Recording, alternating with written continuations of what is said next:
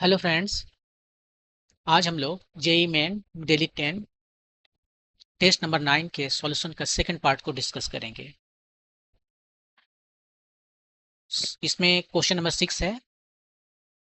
तो 6 में क्या है कि a conducting rod of length L is rotated with a constant angular velocity omega about one inch in a uniform magnetic field B perpendicular to the plane of rotation. The EMF electromotive force induced across the ends of the rod is how much? वैसे ही आपको याद रखने का है। मैं आपको बना के दिखाता हूँ कैसे आता है। आंसर ये है half B omega L square. देखिए क्या है कि आप रड है, आपके पास कंडक्टिंग रड है, कोई मेटल का बना हुआ है और एक इंड जो है इधर इसके अबाउट इसको रोटेट किया जा रहा है ऐसे। मतलब ये जो है सो इस तरह से जा रहा है, इधर से रोटेट करेगा अपना ऐसे एक प्लेन में। ये वर्टिकल प्लेन हो गया और ये हॉरिजॉन्टल प्लेन में है मान लीजिए। और ये एक्सिस जो दिख रहा है वो वर्टिकल एक्सिस है। सो सोच लीजिए कि आपके टेबल पर जो है सो ए रॉड रखा हुआ है और एक इंड के अबाउट ये टेबल पर ही रोटेट कर रहा है। ठीक है। अब यहाँ पर रोटेट करने की वजह से एक मैग्नेटिक फील्ड है यहाँ पर, और वो भी मैग्नेटिक फील्ड जो है सो परपेंडिकुलर है। मान लेते हैं हमारा जो मैग्नेटिक फील्ड है वो परपेंडिकुलर है इस तरह से कि टू द प्लेन है हमारा यहाँ पर। यानी कि यदि टेबल की बात करें तो टेबल पर आपका नीचे जा रहा है, टेबल पर ऊपर से नीचे की और मैग्नेटिक फील्ड का डायरेक्शन से। यहाँ पर आप देखोगे तो स्क्रीन से अंदर जा रहा है और ये जो रखा हुआ है रॉड में कंडक्टिंग रॉड वो हमारा स्क्रीन पर रखा हुआ है। तो इसको बनाने के लिए हम क्या करते हैं, हम एक एलिमेंट लेते हैं, इसका यहाँ से इस एक्सिस से कितना डिस्टेंस ले लें, मान लेते हैं एक्स है। तो ये एलिमेंट का विड्थ कितना हो गया, एक्स लिए हैं यहाँ से डिस्टेंस तो डी एक्स हो गया, आर लेते तो डी आर हो जाता है। ठीक है। अब यहाँ पर आप देखिए कि क्या कर रहा है ये, जब ये रॉड घूम रहा है तो ये भी घूम रहा है, ये छोटा सा रेडियस में घूमेगा अपना ऐसे घूम रहा है। और इसका स्पीड किधर है, टेंजेंशियल इधर है इसका स्पीड। भी कितना हो जाएगा, इसने बोल दिया है कि ओमेगा से घूम रहा है ये रॉड, तो भी इक्वल टू ओमेगा यार। ये डिस्टेंस कितना है आर रेडियस, यहाँ से किस रेडियस में घूम रहा है ये वाला रेडियस में, जिसका जो रेडियस है एक्स, भी स्पीड से घूम रहा है जो कि ओमेगा एक्स है। ठीक है। आप याद कीजिए कोई रॉड जो है ये है आपका रॉड मैग्नेटिक फील्ड के परपेंडिकुलर डायरेक्शन में मूव कर रहा है, तो इसके एक्रोस में जो है एक बैटरी जैसा काम करता है ना, बैटरी जैसा काम करता है, प्लस माइनस ऐसे ये बैटरी बन जाता है यदि सर्किट कनेक्टेड है तो। ठीक है। और नहीं कनेक्टेड है तो भी बैटरी अपना बना हुआ है, आप चाहो तो करंट निकाल सकते हो, तो ये बैटरी बन जाता है। और वो वैल्यू जो है इसको इसको कहते हैं इंड्यूस्ड ईएमएफ। वो वैल्यू होता है मैग्नेटिक फील्ड का डायरेक्शन, मैग्नेटिक फील्ड का स्ट्रेंथ, भी इसका स्पीड, और ये जो रड आपको दिख रहा है कितना लंबा है उस पर भी डिपेंड करता है, भी है। ठीक है। और ये पॉजिटिव किधर होगा, इधर होगा उधर होगा, वो आप राइट हैंड का रूल से यूज कर सकते हैं। यहाँ पर लॉरेंस फोर्स का जो फार्मूला है एफ इजकल टू क्यू भी क्रॉस बी, वही फार्मूला लगाइए। आप सोच लीजिए पॉजिटिव चार्ज किधर जा रहा है, भी क्रॉस बी। आपका थंब दिखाएगा भी क्रॉस बी का डायरेक्शन लेफ्ट तरफ में दिखा रहा है, उधर पॉजिटिव चार्ज चला गया, तो positive charge higher potential lower potential ऐसे। तो यही आपका इंड्यूस्ड ईएमएफ होता है यदि हम कोई रॉड को मूव कराते हैं किसी कांस्टेंट मैग्नेटिक फील्ड में। यहाँ पर आप याद रखिए कि रॉड जो है उसके परपेंडिकुलर डायरेक्शन में ये मूव कर रहा है, और ये दोनों ही रॉड और मैग्नेटिक फील्ड इसका मोशन जो है दोनों ही मैग्नेटिक फील्ड के परपेंडिकुलर डायरेक्शन में। सो भी परपेंडिकुलर है बी के, और भी जो है सो परपेंडिकुलर है एल के भी। एल मतलब ये जो लेंथ है रॉड का ये होना चाहिए। वही सिचुएशन यहाँ पर भी है, मैग्नेटिक फील्ड तो इस प्लेन के अंदर में है और इस प्लेन में सब कुछ हो रहा है, तो ये दोनों ही परपेंडिकुलर है। तो यहाँ पर जो इंड्यूस्ड ईएमएफ आया उसको हम डी कहते हैं। वो कितना आएगा, सिंपली ये फार्मूला, यहाँ जो मैग्नेटिक फील्ड है वो तो फिक्स्ड है बी, भी कितना है वो निकाले यहाँ पर ओमेगा एक्स। और लेंथ, ये रॉड का लेंथ, यहाँ पर ये रॉड है हमारा, इस रॉड के लेंथ के परपेंडिकुलर भी होना चाहिए, ये रॉड का लेंथ हमारा डी एक्स है। ये हो गया हमारा, इसको कहते हैं मोशनल ईएमएफ भी, मोशनल ईएमएफ, मोशन में है उसके वजह से है। सेम फॉर्मूला, इससे भी आप सेम चीजें निकाल सकते हो इलेक्ट्रोमैग्नेटिक इंडक्शन यूज करके भी, जहां पर फ्लक्स चेंज करता है। दो तरीके से आप निकाल सकते हो, इसको डिराइव कर सकते हो। खैर एनीवे, यहाँ पर जो है टोटल ईएमएफ कितना हो जाएगा, इसको सिंपली हम इंटीग्रेट कर देंगे। एक्स कहाँ से कहाँ तक जाएगा, एक्स देखिए जीरो से है, ये हमारा जीरो है, ओरिजिन है, तो जीरो से लेकर एल तक है। जो कांस्टेंट है उसे बाहर कर लेते हैं, बी और ओमेगा कांस्टेंट है। एक्स का इंटीग्रेशन कितना होगा, X square by two, lower limit zero upper limit L, और ये आपका आ गया half B omega L square. ये है आपका इंड्यूस्ड ईएमएफ यदि कोई रॉड रोटेट कर रहा है किसी मैग्नेटिक फील्ड में, और इसलिए आपका आंसर हुआ half B omega L square. ये हाफ आ रहा है यहीं से, क्योंकि एक्स का हमें इंटीग्रेशन करना पड़ रहा है, जिस जो वैल्यू आता है एक्स स्क्वायर बाई टू वही हाफ दे रहा है। सेम रॉड को आप रोटेट न करके ट्रांसलेट करते, यदि आप इसको ट्रांसलेट करते, ये रॉड ले लिए हैं और इसको ट्रांसलेट करते, वही मैग्नेटिक फील्ड सब कुछ है, ठीक है। तो ये जो इंड्यूस्ड करता है ईएमएफ वो होता है बी वी एल, भी से इसको ट्रांसलेट कर रहे हैं तो बी वी एल, लेकिन इस केस में half B omega L square. Okay, move करते हैं नेक्स्ट क्वेश्चन पे। ये circuit consist of a battery with EMF 12 volt, an internal resistance 1 ohm connected to an external resistance R। बना लेते हैं फिगर, एक बैटरी है ये देखिए, और ये इसका इंटरनल रेजिस्टेंस है R, और ये आपका बैटरी है दोनों मिलाकर। बैटरी का अपना कोई रेजिस्टेंस होगा, ये आपका बैटरी है, ठीक है, और इसको कनेक्ट किया गया है कोई एक्सटर्नल रेजिस्टेंस कैपिटल आर से। ई जो है सो 12 वोल्ट है, इंटरनल रेजिस्टेंस जो है सो 1 ओम है, और एक्सटर्नल रेजिस्टेंस कितना है हमसे पूछा गया है। If the power dissipated in the external resistance is 27 ohm, power जो है सो 27 ओम नहीं वाट, इतना सारा इंफॉर्मेशन दिया। आर का वैल्यू बताना है, यही क्वेश्चन है, और वो भी इंटीग्रल वैल्यू बताना है ऑफ आर, ठीक है। कोई डेसिमल में आएगा, इंटीजर में आपको आंसर देना है। तो इसमें जो पावर कितना निकल रहा है उसके लिए हम निकाल सकते हैं सिंपली, पावर जो रेजिस्टेंस में डिसिपेट हो रहा है वो कितना होता है, करंट का स्क्वायर टाइम्स आर। करंट कितना फ्लो कर रहा है यहाँ पर, ये देखिए दोनों रेजिस्टेंस सीरीज में है, तो ये मैं बाय टोटल रेजिस्टेंस सीरीज में है तो जस्ट सिंपली ऐड कर दिए, इतना करंट जा रहा है, करंट का स्क्वायर आर, और ए वैल्यू कितना है 27 है, ठीक है। कैपिटल आर का वैल्यू बताना है 27, ई के वैल्यू 12 है ना, 12 वोल्ट का बैटरी लगा हुआ है, आर का वैल्यू हमें बताना है 1 स्क्वायर आर। ये रहा आपका इक्वेशन, इसको सॉल्व कीजिए और आर के वैल्यू बताइए। अब देखिए इसको सॉल्व करने की जरूरत नहीं है, यदि आप थोड़ा सा ध्यान दोगे तो आपको पता चलेगा कि इसे सॉल्व करने की जरूरत नहीं है, बिना सिस्टमेटिक सॉल्यूशन किए भी इसको बता सकते। ये देखिए स्क्वायर है, तो यहाँ कोई भी नंबर आएगा, ठीक है।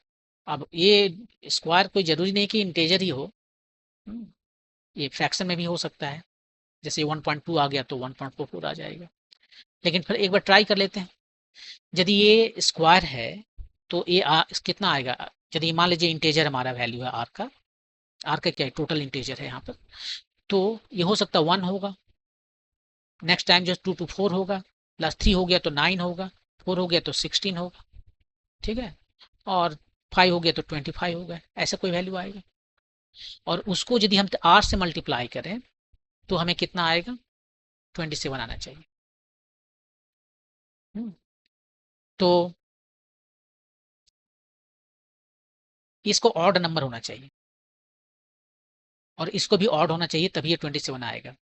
एक भी इवन आया तो 27 आएगा नहीं, तो या तो 1 पॉसिबल है, या 9 पॉसिबल है, या 25 पॉसिबल है।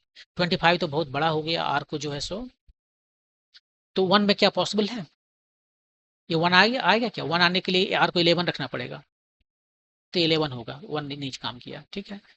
9 वाला, 9 रखने के लिए, यहाँ 9 लाने के लिए क्या करना पड़ेगा, इसे हमें यहाँ रखना पड़ेगा 3, 3 + 1 4, 3, तो 3 स्क्वायर 9 टाइम्स 3 27, काम कर गया। जस्ट इंस्पेक्शन से आपको 3 ओमेगा आपको मिल गया।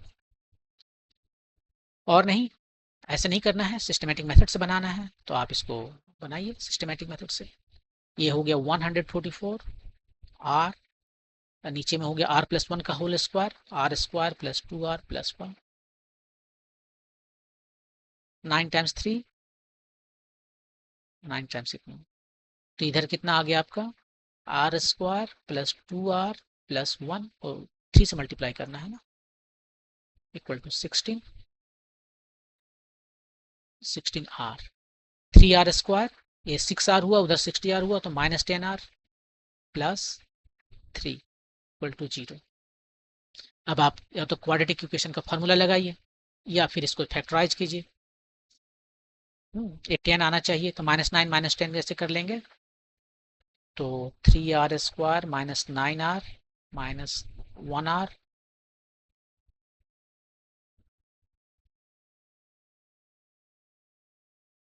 + 3 = 0। 3r, r - 3 - 1 r - 3, तो ये आपका आ गया वैल्यू r - 3 एंड 3r - 1 = 0। इसका मतलब है r का वैल्यू 2 आया, 3 एंड 1/3। इसको हम नहीं लेंगे क्योंकि इंटीजर नहीं है, हमसे इंटीजर वैल्यू पूछा गया है, तो इंटीजर तो ये है, ये नॉट इंटीजर है, तो इसको हटा दिए, 3 हमारा आंसर हो गया।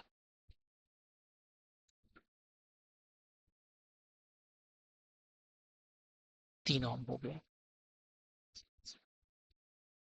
ठीक है। ओके, मूव करते हैं नेक्स्ट क्वेश्चन पे। An electron starts from rest at the negative plate of a parallel plate capacitor। ये पैरेलल प्लेट कैपेसिटर है, ये इसका पॉजिटिव है, ये इसका नेगेटिव प्लेट है। यहाँ से स्टार्ट किया इसने, इधर जाएगा। ऑफ कोर्स यहाँ पर इलेक्ट्रिक फील्ड का डायरेक्शन किधर है, राइट साइड में है। इलेक्ट्रॉन पर नेगेटिव चार्ज है, नेगेटिव चार्ज है तो किधर जाएगा, इलेक्ट्रिक फील्ड को अपोजिट डायरेक्शन में जाएगा, तो लेफ्ट में जाएगा। और ये जो क्या लिखा है, द प्लेट सेपरेशन इज, ये डी मान लेते हैं सेपरेशन, जो 2 सेंटीमीटर दिया है। और potential difference between the plate जो है कितना दिया है, 80 वोल्ट दिया है। What is the speed of the electron in 10⁶ metre per second when it reaches the positive plate. यहाँ पर से जब यहाँ तक आता है, इसको मान लीजिए ए से बी कहते हैं, बी से ए तक जब आता है तब उसका स्पीड कितना होगा, यही क्वेश्चन पूछा है। तो देखिए इसको दो तरीके से आप अपना सकते हो।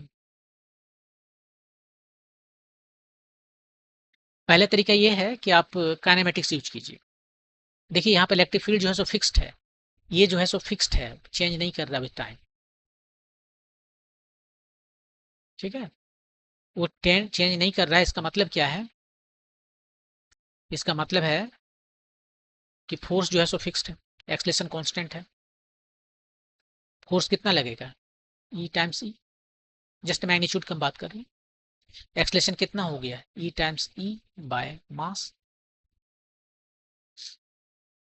अब यहाँ पर ई इलेक्ट्रिक फील्ड का तो वैल्यू दिया नहीं है, ये वोल्टेज का वैल्यू दिया है, तो इलेक्ट्रिक फील्ड हम आराम से निकाल सकते हैं, V/d, ये है इलेक्ट्रिक फील्ड, वही यहाँ पर लिख देते हैं, ई V/d, ये एक्सलेशन हो गया।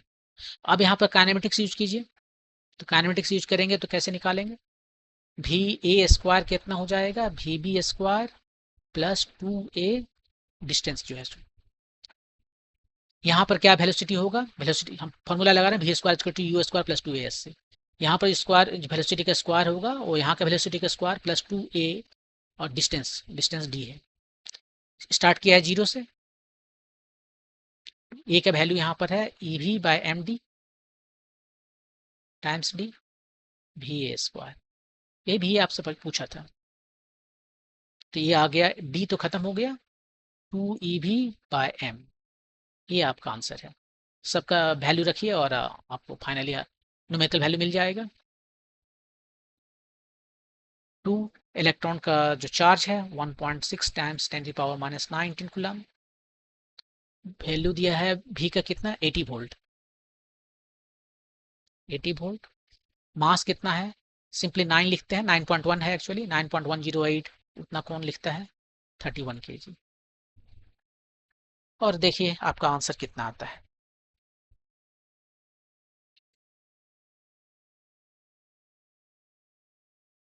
देखिए कितना आ रहा है, इसको हटा देते हैं यहाँ से, एक 10 इधर लिख देते हैं, ये 4 और 3 हो गया स्क्वायर रूट के बाहर जाके, और इधर कितना बच गया है 8 टाइम्स 2 16, एक जीरो खत्म कर दिए, 8 टाइम्स 2 16, 4 बाहर चला गया, और इधर कितना बच गया 9 चला गया, 16 चला गया, 2 चला गया, 8 चला गया, केवल 10 वाला बचा हुआ, राइट। ये 16 और 9 ये कितना हो गया 22, नहीं 22 12 है, 12 12 बाहर जाके कितना आ गया 16/3 टाइम्स 10⁻6 मीटर पर सेकेंड। सो ये हो गया आपका 5.33 times 10⁻6 metre per second. Integer में आंसर पूछा है तो 5 लिख देंगे, 5 चलेगा, तो यही 5 आपका आंसर है, ठीक है। तो ऐसे बना लिए। तो यहाँ पर हमने कैसे बनाया, इसको काइनेटिक्स यूज किया ना, एक्सलेशन वगैरह निकाले और इसको बनाए। ये थोड़ा ज़्यादा टाइम लेता है, आप चाहो तो दूसरा मेथड से बना सकते हो। वो मेथड क्या है कि देखिए इलेक्ट्रॉन के बारे में, इलेक्ट्रॉन नहीं चार्ज पार्टिकल के बारे में, यदि पोटेंशियल डिफरेंस यहाँ पर हमारा वी ए और वी बी, क्या क्या बोले इसको, वी बी है, ये पोटेंशियल है, तो डिफरेंस कितना आया, ये ज़्यादा पोटेंशियल है, ये कम पोटेंशियल है, या जो भी है, V A minus V B equal to V A, ठीक है। और हम पॉजिटिव चार्ज के बारे में बात कर रहे हैं, इलेक्ट्रॉन को बाद में, इलेक्ट्रॉन के केस में केवल डायरेक्शन अलग है और क्या है, ये क्यू चार्ज यहाँ से हम भेजते हैं, ठीक है। तो क्या होता है यहाँ पर, इस पर जो इसका काइनेटिक एनर्जी होता है वो कितना होता है, यदि हम इसको एक्सेलरेट कर रहे हैं किसी पोटेंशियल डिफरेंस से जो भी है यहाँ पर, तो इसका जो काइनेटिक एनर्जी होता है वो हो जाएगा आपका Q टाइम्स भी, इलेक्ट्रॉन है तो E भी, इतना ही होता है। कैसे होता है वो भी देख लीजिए कैसे होता है, work energy theorem, work done इसका to change in kinetic energy, और चेंज इन काइनेटिक एनर्जी क्या है, शुरू में तो जीरो है, बाद में जो है सो हाफ mv² है, और शुरू में जीरो है। वर्क डन कितना है, वर्क डन जो है सो Q भी है, यही वर्क डन है। भी है क्या, work done by external agent in moving 1 unit charge from VA to VB। ये जो डिफरेंस है ये पोटेंशियल नहीं है, पोटेंशियल डिफरेंस है, ये PD है, पोटेंशियल डिफरेंस। तो जो पोटेंशियल डिफरेंस है वो क्या है, पोटेंशियल डिफरेंस है मैंने 1 यूनिट चार्ज को एक पोटेंशियल से दूसरे पोटेंशियल तक ले जाने में जो वर्क डन एक्सटर्नल एजेंट को करना पड़ता है, वही इसका पोटेंशियल डिफरेंस है। Q यूनिट को ले जाने में जो करना पड़ता है वो वर्क डन है, तो यहाँ पर यही इसका हो गया वर्क डन। और यहाँ से आप जो है सो Q की जगह पे E भी लिखिए, कि हाफ mv²। एक दो भी है यहाँ पर, एक स्मॉल भी है जो वेलोसिटी है, तो भी कितना आ गया 2ev/m।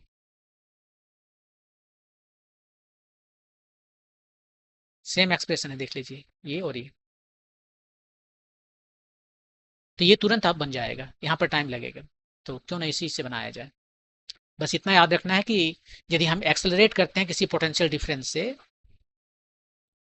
मान लीजिए V A minus V B, V A minus V B से हम यदि एक्सेलरेट करते हैं तो जो वर्क डन होता है वो होता है उसका change in kinetic energy half mv², यही काइनेटिक एनर्जी है उसका Q भी E भी।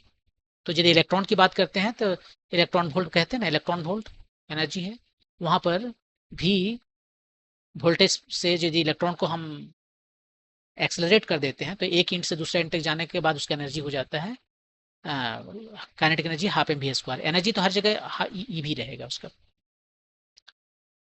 ओके, तो अब मूव करते हैं नेक्स्ट क्वेश्चन पे। ये क्वाइल है यहाँ पर। क्वाइल है मतलब ये आपका एक रिंग है, राइट। क्वाइल का मतलब कई रिंग होंगे। कई रिंग नहीं है, एक ही है, लेकिन घुमाते चला जाता है, बहुत सारा घुमा लिया इसमें, बहुत सारा। एन टर्न्स है इसमें। एन का वैल्यू दिया हुआ है 200 टर्न्स। एरिया इसका दिया हुआ है 20 नहीं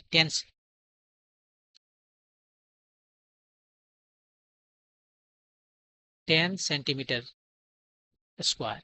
it is rotated at a frequency of 50 hertz, 50 hertz in a uniform magnetic field 0.05 Tesla.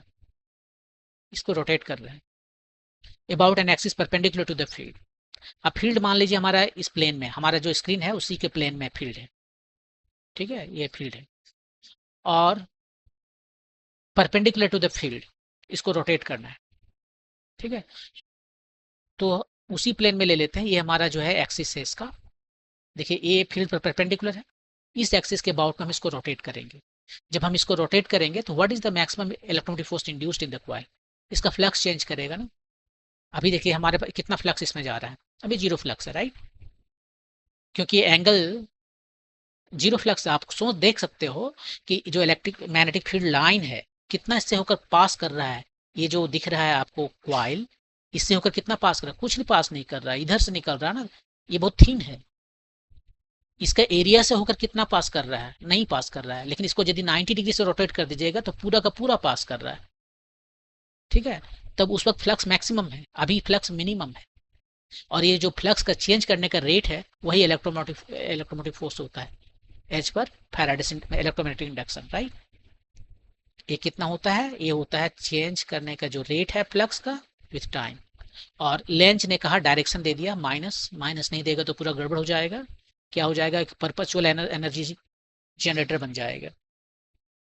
तो यही है आपका इलेक्ट्रोमैग्नेटिक इंडक्शन विथ साइन। तो ये D five by D T जो है हमें निकालना है। तो फाइव को जनरल केस के लिए निकालना है, अभी मिनिमम है 90 डिग्री पर मैक्सिमम है, लेकिन जनरल केस के लिए कितना है। तो देखिए इसको जो रोटेट कर रहा है वो किस फ्रीक्वेंसी से कर रहा है, 50 हर्ट्ज से कर रहा है। एफ इज टू 50 है, ओमेगा कितना हो गया 2 पाई एफ, 2 पाई एफ मतलब 50, सो 100 पाई, इतना रेडियन पर सेकेंड से वो रोटेट कर रहा है इसको। अब यदि रोटेट इतना रेडियन से कर रहा है, मान लेते हैं कोई particular time T is equal to T पर थीटा जो है सो कितना है, अभी थीटा जीरो है ना, थीटा होगा ओमेगा टी। ओमेगा पर सेकंड कितना रोटेट कर जा रहा है, 100 पाई रेडियन, वही ओमेगा रोटेट कर रहा है, तो ओमेगा टी हो गया। यहाँ पर हम एज्यूम कर लिए कि T is equal to zero पर थीटा जो है सो जीरो है।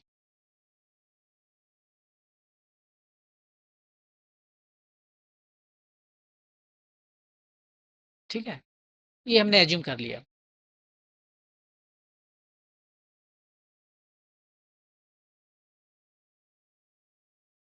तो यहाँ पर theta is equal to omega T आ गया। तो फ्लक्स कितना हो जाएगा, फ्लक्स तो क्या होता है बी टाइम्स एरिया वेक्टर, यही फ्लक्स होता है। बी कितना है, बी तो वैल्यू दिया हुआ है कुछ, बाद में ले लेंगे, कहीं पर दिया है देखिए बी।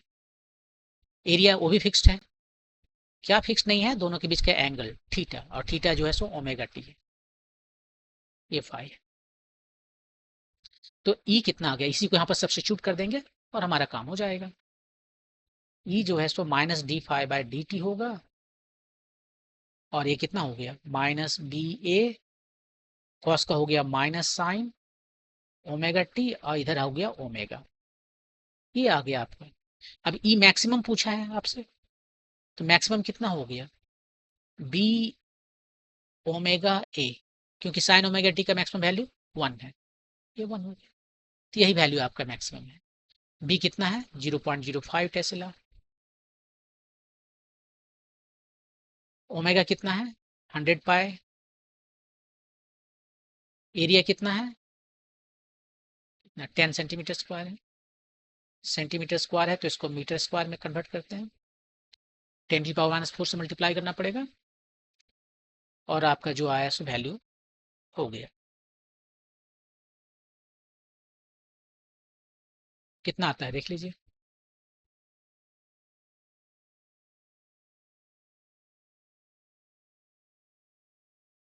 3 ठो तो यहाँ से चला गया इसके साथ में, 0.05 टाइम्स पाई टाइम्स 10⁻⁻1 बचा।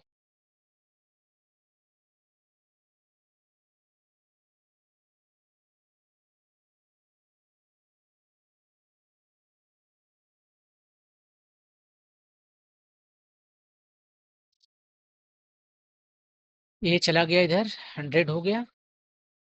नेक्स्ट टाइम इसको 5 टाइम्स पाई टाइम्स एक यहाँ पर, सो 1000 हो गया। इसमें हम, ये तो बहुत कम आ रहा है, भूल गए एक चीज कि इसमें टर्न्स हैं, 200 टर्न्स हैं। तो जब फ्लक्स निकालेंगे तो उसको भी इंक्लूड करना पड़ेगा, यहीं से शुरू से ही आ जाएगा ये टर्न्स जो है। सो ये सब एक टर्न्स के लिए था, एन टर्न्स है तो एन टाइम्स देगा यहाँ पर। तो एन की जगह पर 200 है, इंटू 5 इंटू पाई बाय 1000। ये खत्म हो गया, पाई आ गया आपका आंसर। तो आपका आंसर जो है पाई, जिसका वैल्यू होता है 3.14 इतना वोल्ट। इंटीजर वैल्यू जो है सो 3 वोल्ट आप कह सकते हो। नियरेस्ट इंटीजर पूछा है, 3 वोल्ट हो गया आपका आंसर। ओके, मूव करते हैं नेक्स्ट क्वेश्चन पे। An AC source is given V is equal to 100 sin pi t with a volt. It is connected to a series LCR circuit with LCR का value दिया हुआ है। RMS current in the circuit in ampere is x times 10⁻⁻1. The value of x to the nearest integer is how much? देखिए आपका जो है एक circuit है LCR और इसको कनेक्ट कर दिया गया है एक AC सोर्स से, ऐसे दिखाते हैं AC सोर्स से।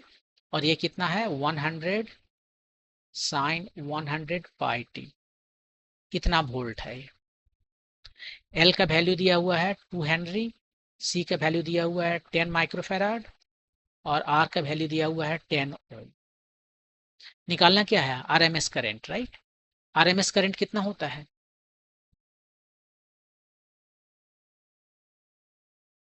आरएमएस करंट जो है, करंट कितना होता है, करंट जो है सो V बाय जेड लिखेंगे ना। यदि हमारे पास सर्किट ऐसा रहता कुछ भी डीसी वाला सर्किट, ये हमारा ई है, ईएमएफ बैटरी का, और ये रेजिस्टेंस है, तो करंट कितना लिखते हैं, ई बाय आर लिखते हैं, राइट। यहाँ पर हम सेम चीज लिख रहे हैं। अब यहाँ डीसी सोर्स ना होकर हमारा एसी सोर्स है, ये एसी सोर्स है। तो हम इस केस में हम लिखेंगे जो ईएमएफ है यहाँ पर वो हो जाएगा वोल्टेज इसका, एसी सोर्स का भी। और जो रेजिस्टेंस यहाँ पर है वो रेजिस्टेंस का इक्विवेलेंट जो होता है एसी अल्टरनेटिंग करंट के केस में, उसको इम्पीडेंस कहते हैं, कैपिटल जेड कहते हैं। और कैपिटल जेड कितना होता है, ये होता है आपका स्क्वायर रूट ओवर, ये तीन चीजें हैं आपके पास ना, जेड में एल एस सी और आर, तीनों का अपना अपना रेजिस्टेंस, इक्विवेलेंट रेजिस्टेंस है। ये प्योर रेजिस्टेंस हुआ। और दो ठो आपके पास आया, एक आया एक्सी माइनस एक्सएल, एक्सी और एक्सएल जो है सो ये कैपेसिटिव, कैपेसिटर का जो है रेजिस्टेंस आप कह सकते हो, इसको रेजिस्टेंस नहीं कहते, कैपेसिटिव रिएक्टेंस कहते हैं इसे। और एक्सएल को कहते हैं, ये इंडक्टर है तो इंडक्टिव रिएक्टेंस। यहाँ पर रिएक्टेंस वर्ड यूज किया जाता है रेजिस्टेंस के लिए, इन दोनों केसेस के लिए। और सब मिला के इसको जो रेजिस्टेंस ना करके इम्पीडेंस कहते हैं। इम्पीडेंस नाम भी वही है, रेजिस्टेंस जैसा ही नाम है, इम्पीडेंस जो रोकने का काम करता है, ये नाम है इसका, तो वही करते हैं। अब यहाँ पर क्या है कि हमें कौन सा करंट पूछा है, आरएमएस करंट पूछा है, इसको हम आरएमएस से ऐसे दिखाते हैं। तो भी की जगह पर सिंपली भी आरएमएस कर देंगे और कुछ भी नहीं करना, सबका वैल्यू रखिए, आपका आंसर। अब भी आरएमएस कितना है, यहाँ पर आपको जो दिख रहा है ये कौन सा है, ये भी पीक है। और पीक और आरएमएस में जो है सो क्या रिलेशन है, पीक ज्यादा होता है, आरएमएस कम होता है, राइट। पीक तो पीक है, कितना ज्यादा होता है, बस स्क्वायर रूट ओवर 2 का एक फैक्टर होता है। तो यहाँ पर ये जो है सो पीक है, पीक है 100, आरएमएस कितना हो जाएगा, यहाँ से देख लीजिए, पीक का 1/√2, ये आ गया आपका आरएमएस। और नीचे में जो है सबका वैल्यू रखिए, ये 10 ओम है, आर का वैल्यू 10 ओम दिया है ना। ये 2 हेनरी और ये 10 माइक्रोफैराड है। एक्सी कितना होता है?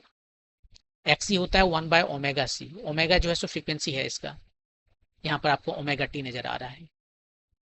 ओमेगा 100 पाई माइनस एक्सएल होता है ओमेगा एल।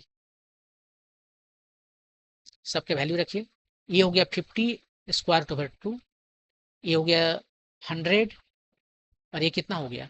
सबका वैल्यू रखते हैं। ओमेगा हो गया आपका 100 पाई, राइट।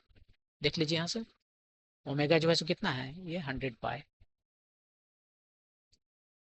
और सी का वैल्यू कितना है? सी है 10 माइक्रोफेराड शायद। हाँ, तो सी की जगह पर 10 रखिए यहाँ पर। अब माइक्रोफेराड 10⁻⁻⁶ है जो ऊपर ले जाते हैं।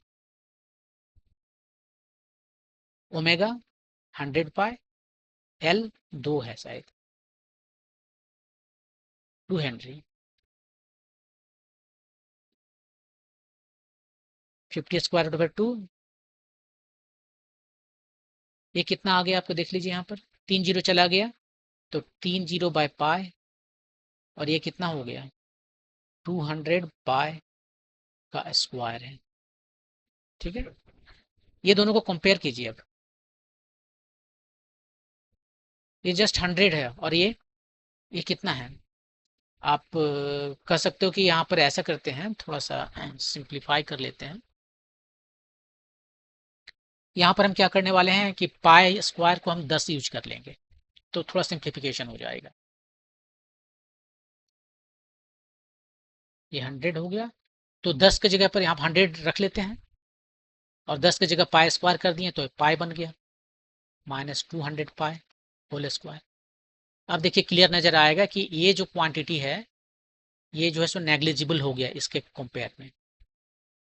ये जस्ट 100 है, और ये जो है कितना हो गया? 200 पाई -100 पाई, सो 100 पाई का स्क्वायर। 100 का स्क्वायर, उसका भी पाई स्क्वायर, मैंने और एक पाई स्क्वायर मतलब 10, तो 100 स्क्वायर टाइम्स पाई स्क्वायर, मैंने 10⁵ आ रहा है, और ये जस्ट 10 है, तो इसको भूल जाते हैं। 5 इतना आया, और ये वाला सिंपली जो है 100 का पावर 4 पाई स्क्वायर का 10 वैल्यू, तो कितना आ गया? ये आपका जो भी आ गया सो आपका आंसर है।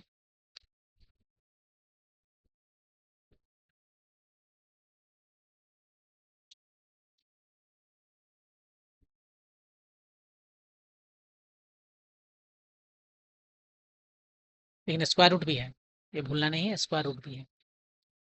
तो ये हो गया 5 स्क्वायर 50√/2, ये कितना हो गया? 10⁴ का हो गया 100, और ये हो गया √10, राइट। तो ये हो गया हाफ, ये हो गया 2/10। क्यों ना हम 10 ऊपर नीचे मल्टीप्लाई कर दें, तो नीचे हो गया 1/20, और ऊपर में हो गया √20, जिसको हम लिख सकते हैं 4 टाइम्स 5, और 4 यहाँ पर चला आया तो 2/20। ये सभी आप करते रहिए कैलकुलेशन। ये 0.1 टाइम्स √5 होता है 2.24, इसको आपको याद रखना होगा। और इधर लिख देता हूँ, इधर क्यों लिखूँ, आगे ही कर देता हूँ इसे। ये हो गया 2.24 टाइम्स 10⁻⁻1। क्वेश्चन में बोला कि ये वैल्यू है x टाइम्स 10⁻⁻1, और आप x का वैल्यू बताइए। x का वैल्यू 2 है, इंटीजर वैल्यू बताना है ना, 2 लेंगे, 2.24 नहीं लेंगे। ये आपका आंसर हो गया। तो इस क्वेश्चन में यही करना था। एक LCR सर्किट है जो तीनों सीरीज में है, एसी के सोर्स के साथ में कनेक्टेड है। आपको RMS करंट पूछा, तो करंट निकालने के लिए हम क्या करते हैं? करंट निकालते हैं EMF by resistance DC current में, उसी के जैसा यहाँ पर जो वोल्टेज इस पर अप्लाई किया है वो डिवाइडेड बाय जेड। ये करंट यदि RMS है तो यहाँ पे भी RMS लिखेंगे, यदि पीक होता है तो पीक लिखते हैं। अभी RMS और पीक में क्या रिलेशन है कि पीक तो ज़्यादा होता है, RMS कम होता है, और दोनों का रेशियो √2 होता है। तो वो मैंने लिख दिया 100/√2, और सबका वैल्यू रख देते हैं। यहाँ पर जो कैपेसिटिव रिएक्टेंस है होता है XC, और इंडक्टिव रिएक्टेंस होता है XL। ये सारे जो रेजिस्टेंस की तरह होते हैं, 3 रेजिस्टेंस है यहाँ पर, तीनों की वजह से रेजिस्टेंस है। ये R को हम इधर एक्स एक्सिस में दिखाते हैं, और वाई एक्सिस में ये दोनों को दिखाते हैं, कैपेसिटिव रिएक्टेंस और इंडक्टिव रिएक्टेंस। कैपेसिटिव रिएक्टेंस यहाँ ऊपर में जो कि 1/ω c है, और ये नीचे में जो कि ω L है। अब अब ये जो है सो वेक्टर है, वेक्टर है तो इसको वेक्टर एडिशन जैसा काम करेंगे। ये दोनों का जो है यहाँ ये कितना आ गया, ये आ गया आपका एक्स सी माइनस एक्सएल, और ये जो जेड है वो कितना आ गया, जेड जो है सो स्क्वायर रूट ओवर ये आर है आपका, आर स्क्वायर प्लस ये वाला जो बच इधर आया आपका एक्स सी माइनस एक्सएल का होल स्क्वायर। वही फार्मूला यहाँ पे यूज किए, सबका वैल्यू रख दिया और फाइनली आपका आंसर आ गया। तो ये था क्वेश्चन नंबर 10 और लास्ट क्वेश्चन था इस वीडियो का। नेक्स्ट वीडियो में हम जे डेली 10 टेस्ट नंबर 10 के सॉल्यूशन को लेकर आएंगे। कोई डाउट हो तो आप कमेंट सेक्शन में लिख सकते हैं। Thank you.